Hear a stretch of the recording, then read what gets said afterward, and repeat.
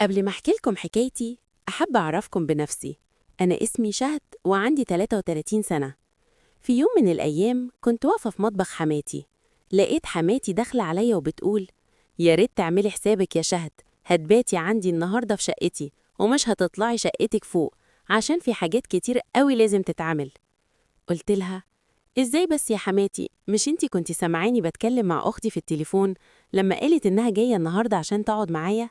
ما ينفعش أقولها ما تجيش.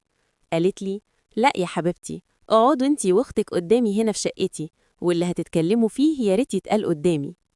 رديت عليها: مش هينفع يا حماتي، اختي مش هتعرف تاخد راحتها ابدا في شقتك.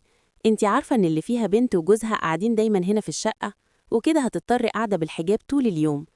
قالت لي وهي بتزعق: يعني لو سامي ابني الله يرحمه كان عايش دلوقتي، مش كانت هتقعد بالحجاب؟ ولا كانت هتعمل ايه؟ ساعتها قلت لها: ممكن أعرف أنت عايزة إيه بالظبط دلوقتي يا حماتي؟ أنا مش عايزة أتخانق ولا أعمل مشاكل معاكي. خلاص، خلصت كل الشغل اللي ورايا هنا، بعد إذنك يا حماتي أنا طالعة على شقتي. وأول ما خلصت كلامي سبتها وطلعت على فوق. حماتي قعدت تكلم نفسها وتقول: يا جانت، بتتكلمي معايا كده يا شهد؟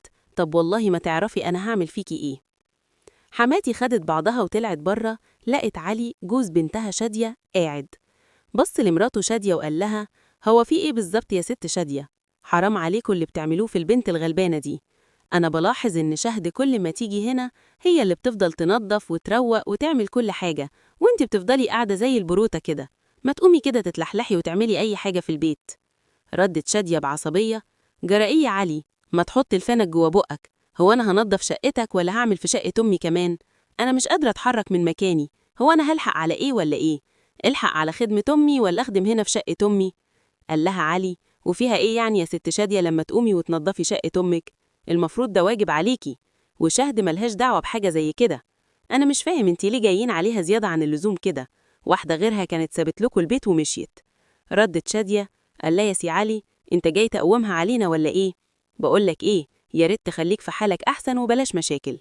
قال لها علي: بصراحة كده يا شادية، أنا كل ما أجي شقة أمك لازم تحصل مشكلة بيني وبينك. أنا هقوم وأروح بيتي أحسن من وجع الدماغ ده كله. وعلي خلص كلامه وروح البيت على طول. حماتي خرجت وقالت لشادية: جرالك ايه يا بنتي يا شادية؟ هو انتي وجوزك كل شوية كده دايما تتخانقوا مع بعض؟ ايه اللي حصل بس المرة دي عشان تتخانقي مع جوزك؟ قالت لها شادية: مش عارفة يا ماما، ليه دايما علي جوزي بيدافع عن اللي اسمها شهد دي، والموضوع ده مضايقني قوي. قالت لها حماتها: بقولك إيه يا بنتي يا شادية، أنا مش عايزة أي مشاكل مع جوزك كل دقيقة والتانية، وما تنسيش يعني إنه راضي بيكي وإنتي ما بتخلفيش. لو طفش منك يا أختي من كتر النكد بتاعك مش هتعرفي تتجوزي زيه تاني. قالت لها شادية: عايزاني أعمل له إيه يعني يا ماما؟ أنا متغاظة جدا من اللي اسمها شهد دي. أنا عايزاكي يا ماما تطلعي عينيها وتمرمطيها في البيت ده ليل ونهار من غير ما تقولي قلب أمك. مش كفاية وشه النحس اللي على أخوكي ومات يا حبيبي وهو لسه في عز شبابه؟ وأول ما طلعت شقتي لقيت أمل أختي واقفة قدام باب الشقة مستنياني. قلت لها: يا حبيبتي يا أمل، شكلك بقالك كتير واقفة قدام الباب، تعالي ندخل ونقعد جوه. وأول ما دخلنا وقعدنا قلت لها: طمنيني يا أمل، انتي اتصلتي بيا النهاردة وقلتيلي إنك متضايقة قوي، خالتك عملتلك حاجة زعلتك؟ ردت أمل وهي بتعيط: أنا تعبت وزهقت من شقة خالتي دي، عمالة أخدمهم زي الخدامين بالظبط. بالله عليكي يا شهد خليني قاعدة معاكي هنا في شقتك، والله العظيم مش هشيلك أي مصاريف، أنا هعملك كل اللي انتي عايزاه. قلت لها: هو انتي فاكراني يا أمل مرتاحة في البيت هنا؟ ده أنا طالع عيني ليل ونهار، وحماتي اللي منها لله مش رحماني أبدا. قالت لي أمل: أنا بفكر أسيب لخالتي شقتها وأمشي من عندهم خالص، حتى لو هقعد في شقة لوحدي أهون من العيشة عندها. قلت لها: اهدي بس يا أمل وما تزعليش، وإن شاء الله ربنا هيحلها. أنا مش عايزاكي تبقي متضايقة خالص. سامحيني يا أمل، أنا مش قادرة أقعدك في شقتي، يلا قومي نعمل أكل حلو كده يعجبك. دخلنا المطبخ مع بعض وحضرنا الأكل وقعدنا على السفرة. فجأة لقيت حماتي داخلة عليا وبتقول: طبعا ليكي حق تعملي الأكل ده لأختك وتاكلي معاها في شقتك، ما انتي عاملة المحمر والمشمر كله لأختك. قلت لها: مين قالك يا حماتي؟ أنا اللي مطلعة الفراخ من الفريزر بتاعي، وأنا حرة أعمل فيها اللي أنا عايزاه. وبعدين مش الطيور اللي فوق السطوح دي أنا اللي بأكلها وبشربها وبنظف تحتها؟ يبقى محدش ليه حق يقول لي بتعملي إيه. قالت لي بعصبية: لا يا عينيا، مش من حقك تطلعي أي حاجة من الفريزر، وبعدين يا أختي أنت قاعدة هنا تاكلي وتشربي ببلاش، واحدة غيرك من زمان كانت سابت البيت ومشيت. أمل قالت: منك لله يا خالتي، أنت السبب. ردت حماتي: وانت جاية هنا تعملي مشكلة بيني وبين مرات ابني؟ ما تقعدي في بيتك واهتمي بخالتك بدل ما تنطي هنا كل شوية. أمل قالت: أنا أسفة يا شهد، حقك عليا، وبعدك مش هاجي البيت ده تاني. في الوقت ده وأنا وأختي كنا بننشر في البلكونة، لقينا أمجد وسارة ماشيين في الشارع ومعاهم شنط كتير. دخلنا جري على خالتي وقلنا لها: الحقي يا خالتي، أمجد خد مراته وولاده وساب البيت. قالت لها خالتها: وانتي مالك؟ مش قلتلك ما تدخليش في اللي مالكيش فيه؟ يلا جوه. أمل دخلت جوه وخالتها قعدت حزينة وقالت: هو أخوكي عملها يا سارة؟ قالت سارة: ما تسيبه، لو مشي شهر واحد مش هيقدر وهيرجع يتأسف ويبوس إيدك. اسمعي كلامي يا ماما، جمدي قلبك عليه، بكرة هتدعيلي. قالت الأم: عندك حق يا بنتي، فعلا مش هيقدر على فلوس الإيجار وهيرجع يتأدب. قالت سارة: على فكرة أنا واخدة كل الأكل اللي عملتيه عشان أعشي بيه جوزي وولادي. قالت لها أمها: إيه الكلام ده؟ خدتي الأكل كله؟ ما سبتيش حاجة؟ قالت سارة: لا طبعا، سبتلك طبقك في الفرن فيه محشي وجناح بطة، والبنت اللي اسمها أمل تاكل الجبنة القديمة اللي خدناها من مرات أخويا. وسارة مشيت. أمل دخلت قالت: أنا خلصت نشر الغسيل وبصراحة جعانة، ريحة المحشي دوختني.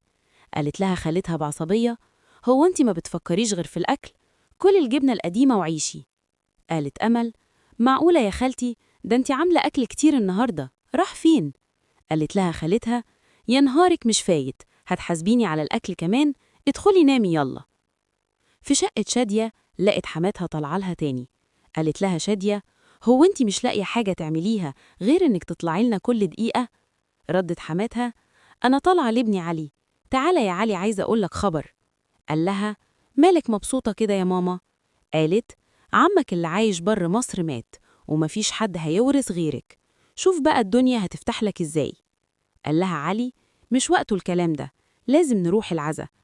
الأم بصت لشادية وقالت بشماتة: خلاص يا أرض يا بور، هخلي ابني يرميكي في الشارع ويتجوز واحدة تانية تجيب لي عيال.